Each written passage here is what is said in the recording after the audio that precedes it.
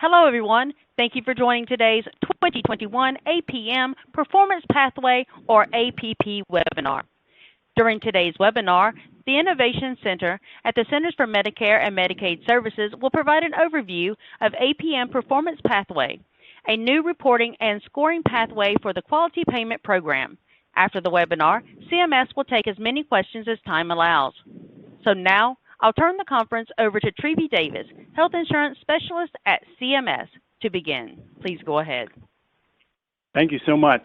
Thanks again for joining us for our Quality Payment Program 2021 APM Performance Pathway. We're really excited about this policy, and I have the pleasure of being joined today by my colleague and Quality Payment Program Policy Lead, Brittany Lacouture, and Brittany will be taking us through the APP policy, and then we'll turn it over to Q&A section. So we'll head to the next slide. All right. So as usual, as we get underway, we want to provide our usual disclaimer that this presentation is intended for educational purposes. And as always, if you have questions, feel free to send us a message. Our help desk inbox is qpp@cms.hhs.gov. And the help desk is also available by phone Monday through Friday, 8 a.m. to 8 p.m. Eastern Time at 1-866-288-8292. And now, let's head into the presentation. As promised, here's Brittany Lacouture. Thanks, Brittany. Thanks, Trevi. Yeah. Okay, so the Quality Payment Program is a single mandatory program with two paths for participation. MIPS, which is a merit-based incentive payment system, is a means by which CMS can calculate a performance-based payment adjustment for a MIPS-eligible clinician. Advanced APMs are a means by which eligible clinicians may avoid participation in MIPS if they achieve qualifying APM participant, or QP, status. If a sufficient portion of their practice moves through an advanced APM, the QP will also be eligible to receive a 5% incentive payment for performance years 2021 and 2022, and a 0.75% conversion factor update as compared to the 0.25% MIPS update for performance years 2024 onwards. Next slide. When we talk about APMs, we are referring to alternative payment models that reward healthcare providers for delivering value-based care. They may be tied to a specific health condition, care episode, or beneficiary population. Within QPP, we recognize three types of APMs, which may give their participants special benefits or opportunities within the program. An APM generally means any alternative payment model based in CMMI or a demonstration run through CMS. In order for participation in an APM to be recognized for purposes of QPP, participants in the APM must be reported to CMS via a participation list or affiliated practitioner list. Participants in these APMs are eligible to receive an automatic credit of 50% in the Improvement Activities Performance category for MIPS. MIPS APMs are APMs which meet additional criteria. They must have quality measures and cost or utilization requirements that are tied to payment. Participants in MIPS APMs also receive the automatic 50% in the Improvement Activities Performance category, but they are eligible to receive another benefit as well. They may report to MIPS through their APM entity, and because that entity is already under cost or utilization requirements through the APM, the MIPS cost performance category will be reweighted to 0% of the MIPS final score. All advanced APMs are also MIPS APMs, so their participants are eligible for the same flexibilities in MIPS as any other MIPS APM participants. However, advanced APMs have the additional requirements for participation. 75% of eligible clinicians in an advanced APM entity must use certified EHR technology, or CERT, and they must take on more than nominal financial risk. Next slide.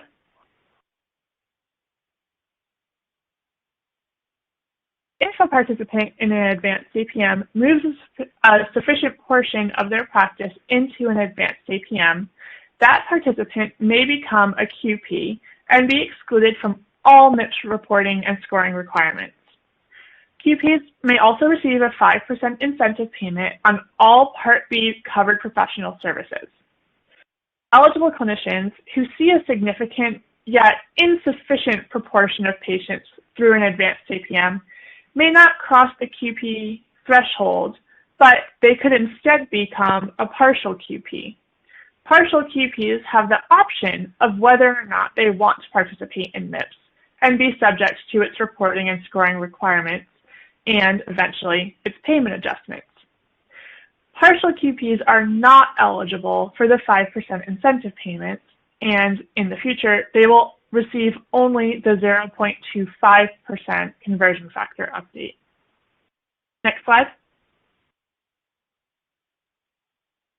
So, what is the threshold to determine whether an eligible clinician will be a QP, and where does it come from?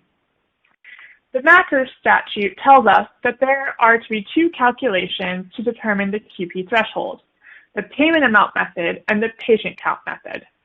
In the original statute, these thresholds were set at 50% and 35% respectively for calendar year 2020, and they were set to increase beginning in calendar year 2021. However, as part of the Consolidated Appropriations Act of 2020, which was signed into law in December 2020, these thresholds have been frozen and will remain at 50% for the payment amount method and 35% for the patient count method for performance years 2021 and 2022. So what happens if an APM participant isn't a QP or excluded partial QP and they still have to report to MIPS? As mentioned earlier, APM entities, as mentioned earlier, APM entities and MIPS APMs have the option of reporting to MIPS on behalf of their participants and having their cost performance category reweighted to 0% of their final MIPS score. I'm sorry, guys, I forgot to say next slide. Thank you. Let me go back. As mentioned earlier, APM entities and MIPS APMs have the option of reporting to MIPS on behalf of their participants and having the cost performance category reweighted to 0% of their final MIPS score. Individuals and groups participating in MIPS APMs may report to MIPS however they choose and still receive the 50% credit for the improvement activities performance category. If MIPS eligible clinicians have more than one final score available, either APM entity, group, and or individual level, they will have the highest score available applied to their payment adjustment. Virtual group scores, however, are always controlling, and if one is available, only the virtual group score may be applied to MIPS payment adjustments as is required by the statute. In 2021, we are also introducing more flexibilities for APM participants reporting to MIPS. The APM Performance Pathway, or the APP, is a new MIPS reporting framework that is specifically designed to help participants in MIPS APMs focus their APM participation by creating maximum MIPS reporting flexibility. Next slide. Again, the APP is an optional reporting pathway made up of a fixed set of quality measures and performance category weights designed to be broadly available and applicable to as many MIPS APM participants as possible. The goal is to reduce the number of reporting variables for these APM participants by simplifying the MIPS reporting structure. Any MIPS APM participants may report to MIPS via the APP, an individual, a group, or an APM entity. But the APP is only available to MIPS eligible clinicians who are participants on a participation list or an affiliated practitioner list for an for a MIPS APM. Next slide.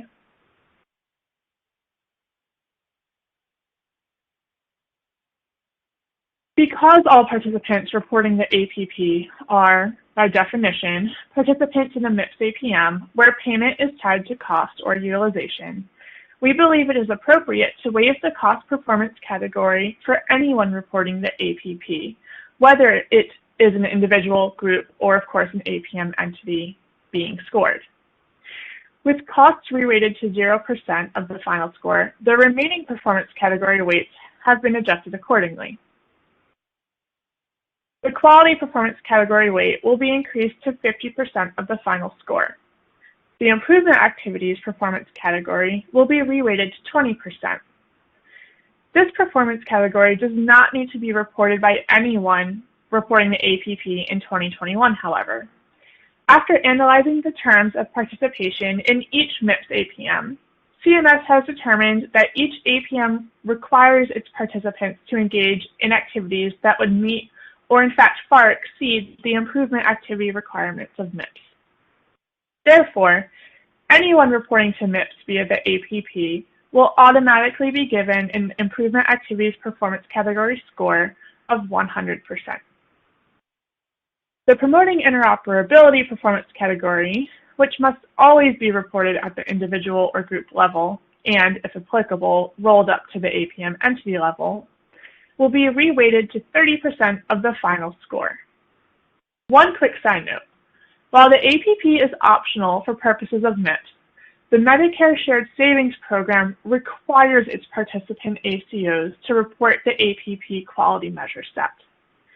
Participants in these ACOs have the ability to report to MIPS outside the ACO and outside of the APP if they believe it is in their interest to do so for purposes of MIPS scoring. But for purposes of the Shared Savings Program, only an APP quality score submitted by an ACO will be used for calculating shared savings and losses. Next slide.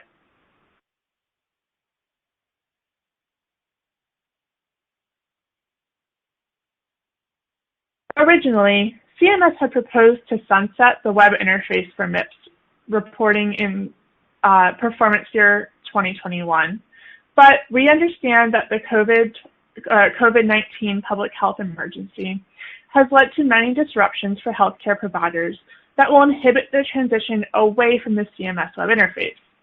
Therefore, in the final rule, we delayed the sunsetting of the web interface until performance year 2022. Since the vast majority of people historically using the web interface were in fact ACOs, who are, of course, in MIPS APMs, we also finalized that for the 2021 performance year only, ACOs only may report to the APP using the CMS web interface instead of the 3 ECQM MIPS CQMs that were finalized as part of the APP. Next slide.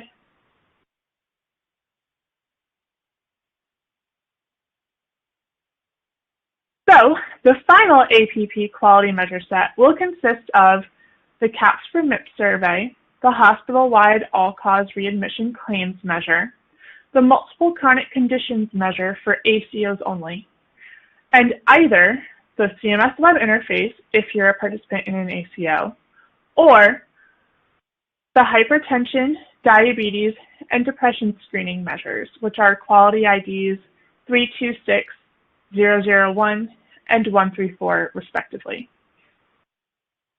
These measures may be reported as ECQMs, MIPS CQMs, or, for small groups or APM entities, Medicare Part B claims measures. It is also worth noting that if we have more than one submission for quality, whether it is the same measure reported twice through different submission types, or a single ACO reporting the ECQMs and the CMS web interface, we will use the highest available measure score to calculate the quality performance category. Next slide. This slide shows the APP quality measures required for all APM participants reporting through the APP. This measure set will be applicable in performance year 2021 and subsequent years. Next slide.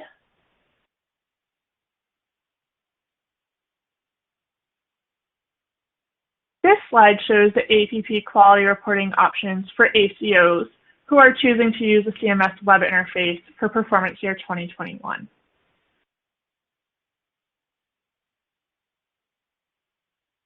Next slide. Now I'll turn it back over to Trevi to go over some resources while we prepare for Q&A. Thank you. Thanks, Brittany. So we want to make everyone aware that we've developed 3 helpful resources for the APP. The first is a newly developed page on the Quality Payment Program website, the qpp.cms.gov site. The page can be found under the MIPS section on the top right-hand side of your browser.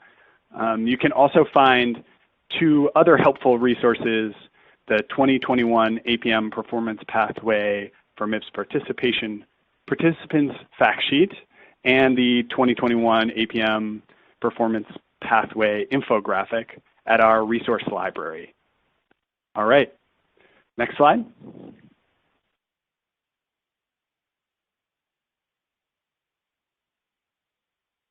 Great, thank you, Trevi. Okay, so now we will begin the Q&A portion of this webinar. Just so everybody knows, you can ask questions via the chat box or over the phone line. If you'd like to ask a question verbally over the phone line, please dial 1-833-376-0535. This number is also on the screen. And then if prompted, please provide your conference ID, which is 428-8072. And then you can press *1 to be added to the question queue. We do ask that if you are asking a question over the phone line that you please also provide your name and the model that you participate in. Okay, so we can go ahead and get started. I know we have a few questions coming into the chat box. The first one asks, for 2021, do MSSP ACOs need to register or otherwise notify CMS of which measure set or reporting mechanism they will be using? And if so, what is the deadline? So this is Damon, and I can respond to that question. So SSP participants do not need to register if they are reporting the web interface measures. They'll be auto-registered. In addition, you do not need to notify CMS on your intention of reporting the web interface or the CQMs. Great, thank you, Damon. Okay, next, if we are part of the Medicare Shared Savings Program Track 1, do we have to report via the APP or can we still report to MIPS APMs? This is Brittany. So being a MIPS APM is simply an indication of your status within the MIPS program.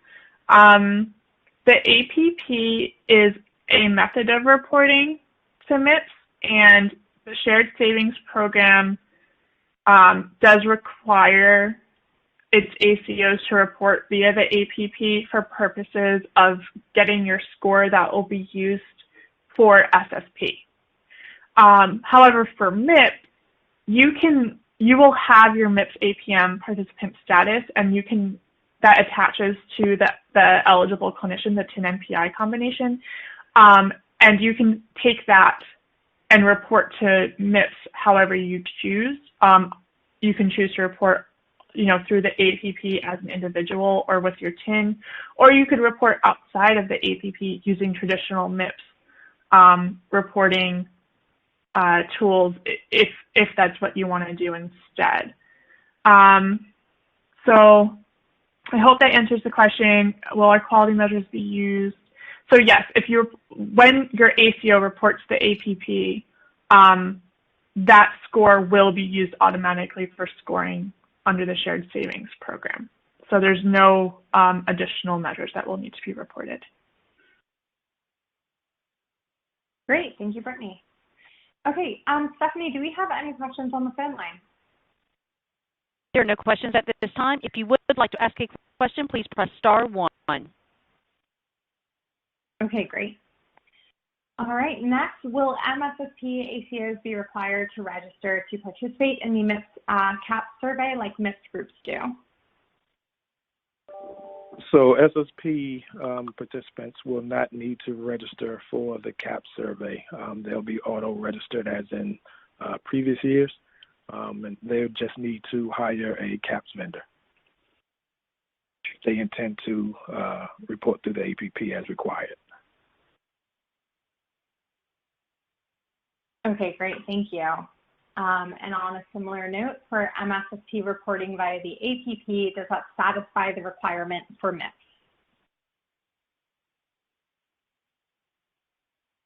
Reporting via the APP will satisfy the quality reporting requirements, but I just want to flag that there is still a promoting interoperability requirement that needs to be met for MIPS. Okay, great. Okay, all right, and going back to ACO quality measures, we have a question to clarify. Can you just clarify that ACOs can submit web interface quality measures and MIPS, ECQM, CQM measures, and would they get a higher score? Yes, that's correct. If you report both, we'll assign the higher of the two. Great, thank you. Okay, Stephanie, do we have any questions on the phone line? There are no questions at this time. Okay, great.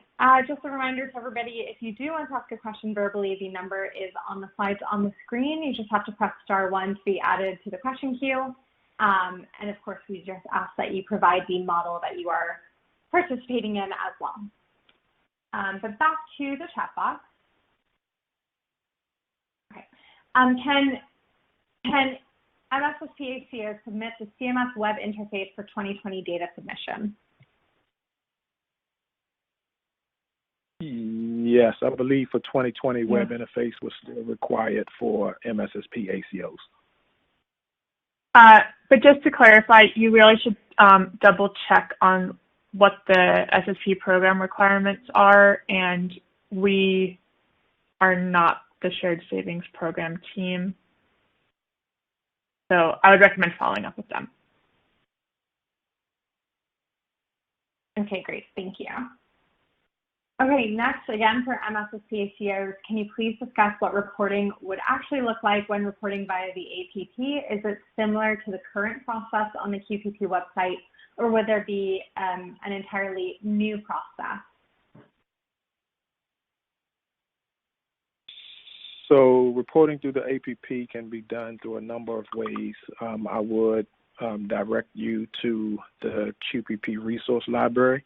We will be providing some additional guidance around how you can submit through the APP. But similar to the current program, it can be done through the user interface as well as through the API. So just continue to watch the resource library as additional guidance is forthcoming. And that guidance will be forthcoming in the next 2 weeks to 3 weeks once we have everything cleared and formatted. Just wanted to give a better clarity around dates. Thank you. Okay, great. Thank you. Okay, next, what does this do to the quality improvement factor if we have to change submission methods or measures? Great question. We will still be comparing your total quality performance category score minus bonus points from last year to your quality performance category score minus bonus points this year. So it will still be running that comparison, and if the score is higher, you'll still be eligible for improvement points. Okay, thank you. All right, again, Stephanie, do we have any questions on the phone line? There are no questions at this time. Okay, great. All right, your next question asks, do you expect individual practices and MIPS APMs to continue to need to report promoting interoperability on their own? Yes, as of right now, the promoting interoperability performance category can only be reported by an individual or a TIN. We are looking at ways of improving that and ideally moving it to the APM entity level, and we are definitely looking for stakeholder feedback in how we could do that efficiently. So yes, for the 2021 performance year, it does still need to be reported at the practice or TIN level. Okay, wonderful. Okay, can an fourth question. Can an MSSP participant report through both the ACO and also to regular MIPS? And if so, how would the hierarchy of scores be used? So yes, you can report to both. So let's say you're an ACO participant, your ACO reports to the APP, you'll have your ACO level APP score. Then you also have the option of reporting to MIPS. You can report as an individual, or if your TIN decides that they want to report. And because you are a participant in a MIPS APM, you can report the APP again as an individual or a group, or you can report outside the APP using traditional MIPS scoring and reporting rules in 2021. And then ideally in the future, as MVPs become available, if you find that an MVP is more applicable to you or your practice, you will be able to report that MVP as a MIPS APM participant. Okay, great. All right, back to the phone line. Do we have any questions waiting on the phone line? There are no questions at this time. Okay, no worries. All right, your next question asks, can you submit, oh, no, sorry, here we go. Okay, if the ACO submits for the APP, does the individual participant of the ACO still need to submit quality themselves if they are required to do so for MIPS? So no, if your ACO reports through the APP on your behalf for quality, then you don't need to report quality.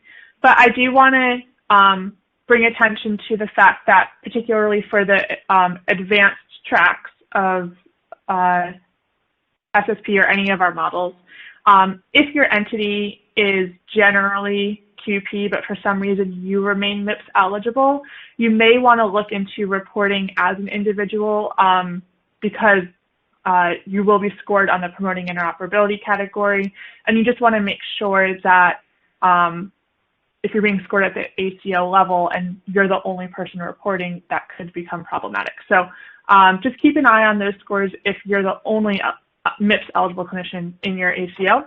But generally, for the vast majority of people, your ACO reporting will be sufficient for you.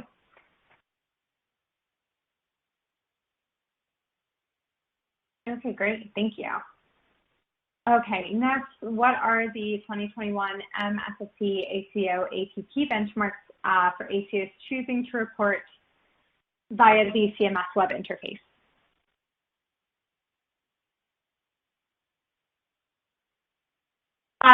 So we actually are working, I think Corey's on the line can probably tell us, we're working on publishing the updated benchmarks for 2021. I do not have them handy, but if I remember correctly, I think we are continuing to use the 2019 benchmarks into 2019, 2020 benchmarks in 2021 as well. Okay. All right, next, if an MSSP ACO chooses to report quality via the APP, is the ACO required to report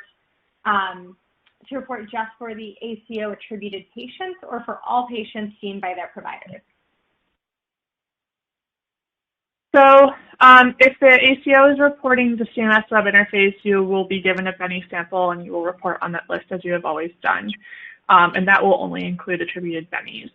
If you and when you are reporting on the ECQM, CQM measures, those will include all patients, and you will be required to report on all patients and you will be scored on all patients, not just your attributed beneficiary population.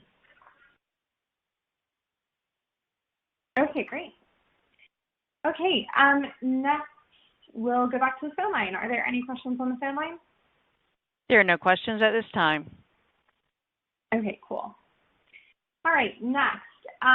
If you are not able to use the APP due to your specialty, can you please provide an overview of what can be used instead? Sure. So if you're a specialist or you're in a specialty group, you can report outside the APP using, again, traditional MIPS quality measures. So for 2021, we're talking about really just regular, good old-fashioned MIPS reporting. And then beginning in 2022, again, as the MVPs come online, if an MVP is applicable to you or your specialty, you will have the option of reporting via that MVP as well. And you will still be eligible to receive certain benefits such as improvement activities credit. And if you are reporting with your APM entity, so if you're in a BIPSI advanced practice, for instance, and your entire team is involved, you can report as an APM entity and get the cost performance category reweighted as well. Okay, great. Okay, and again, I think you covered this before, but we're seeing a few questions. So again, are participants for the APP supposed to indicate to CMS that they are reporting via the APP?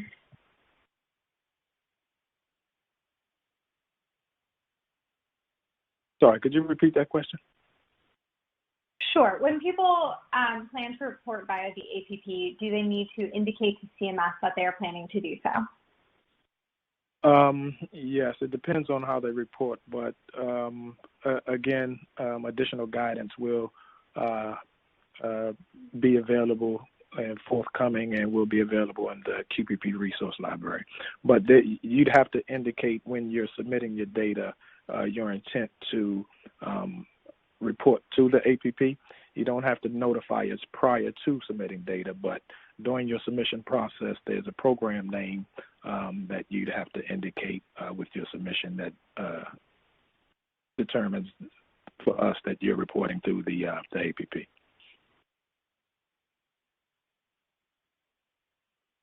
Okay, great. Thank you. All right. Again, are there any questions on the phone line? There are no questions at this time. Okay, thank you.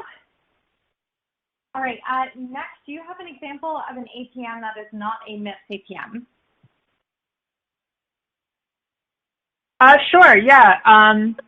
The Million Hearts model is not a MIPS APM. We have a couple of models that have launched recently. Trevi might be able to jump in with the better list. I believe Mom Inc. Yeah, we have AHC is also not a MIPS APM. Yes, AHC is not a MIPS APM. So these are models where typically there is like some incentive that's available to the providers for engaging in a specific activity. It often is an improvement activity of sorts, but they don't have quality measures that are tied to payment, and that's usually why they're not getting MIPS APM status. So if the APM that you're participating in is not requiring you to report quality measures and then basing your payment on that, that's why it's not a MIPS APM. And this is Trevi. We do publish a comprehensive list of the APMs on the resource library. So if you're interested in seeing that list, that's where it's located. Yes, thank you. Okay, great. Thank you. Okay, and again, we have a request to just clarify what you just said when reporting for the entire population. So if you could clarify that right now, that'd be great. I'm sorry, the question was, could we clarify when we're reporting or when they're required to report for the population? No, it was a question on reporting for the entire population versus a subset. We will try to find that question and re-ask it, but we can move on in the meantime. Okay, we did get another clarifying question though about if you could please confirm again for 2021 ACOs, they can report via the web interface and ECQMs, and the ACO will then get the higher of the scores. Is that correct? Yes. I know it sounds too good to be true, but it is. You can report both and we'll give you the higher score. Okay, great. Thank you. And again, if we cannot report via the APP and then have to report for traditional MIPS, would they lose the benefit of being in an APM and also by losing credit for quality, improvement activities, and cost?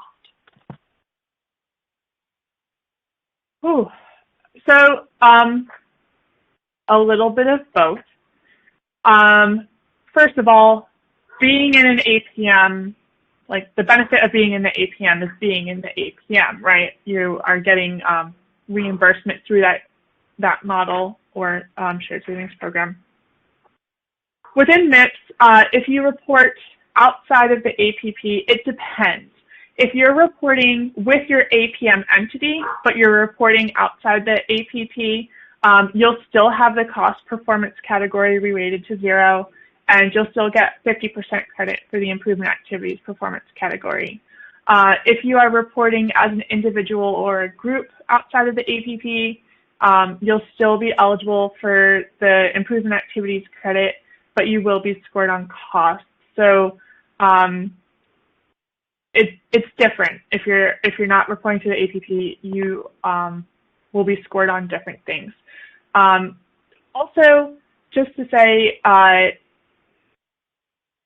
being scored on cost isn't necessarily a bad thing.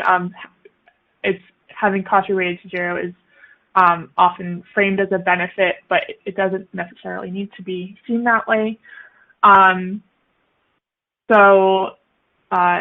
Yeah, there are scoring differences inside and outside of the APP.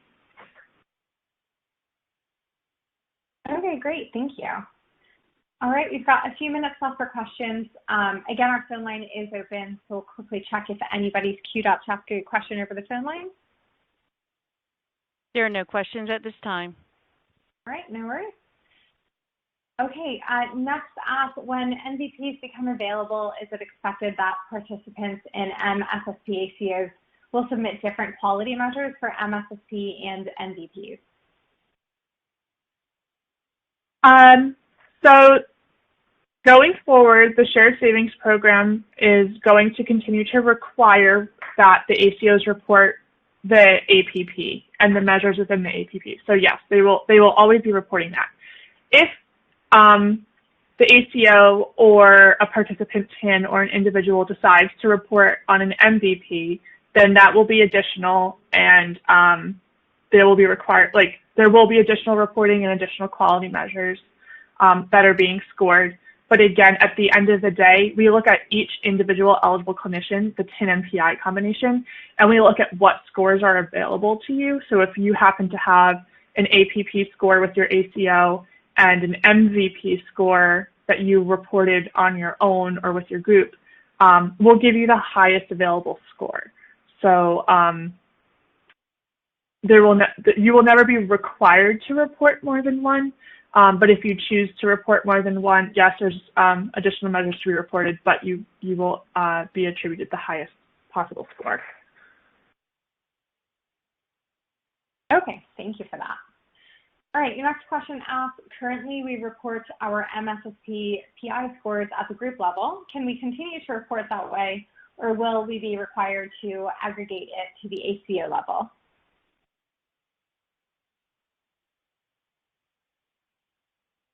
Sorry, could you repeat that one more time? Sure. The question asks, we currently report our MSSP permitting and interoperability scores at the group level. Can we continue to report that way, or will we be required to aggregate it to the ACO level? Yes, the promoting interoperability category should be reported either as a group or as an individual for the purpose of MIPS scoring. We then aggregate that data to create an overall APM entity or ACO level PI category score. So you can continue to submit it as a group or individually. Okay, great, thank you. Okay, again, can you explain a bit more about what you mean when we are required to report MIPS? We can do the APP and or traditional MIPS.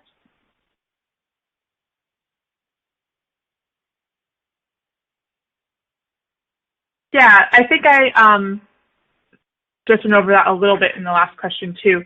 But when we say that you can report the APP or traditional MIPS, again, the APP is just a pathway for reporting, and it has a preset group of measures that are required if you choose to report through the APP.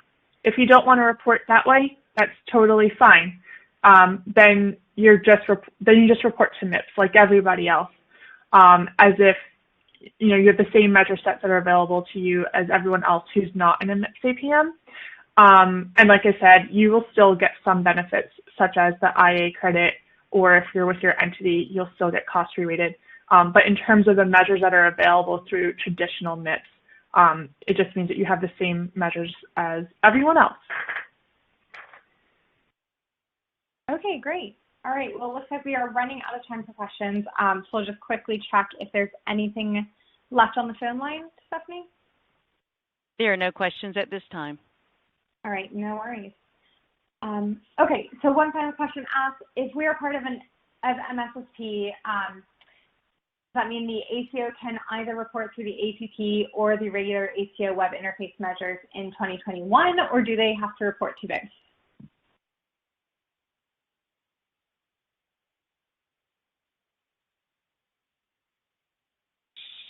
So for 2021, oh, go ahead, Brittany. No, you go ahead. I actually couldn't hear her for part of the question. Okay. So for 2021, the web interface measures are a part of the APP. So SSP ACOs are required to report through the APP, and they could report using the web interface measures or the 3 CQMs, and those are the options. Beyond 2021, I think the web interface measures are being sunset, and the APP would then consist of the 3 CQM measures that would be available to ACOs to report. Okay, great. Thank you. Okay, well, that wraps up all the time that we have for questions today. So, Brittany, we will pass it back to you to conclude today's webinar.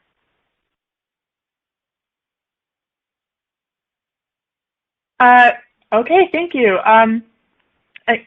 This concludes the presentation. For more resources about APMs, the APP, or other QPP topics, please be sure to visit qpp.cms.gov. Thanks.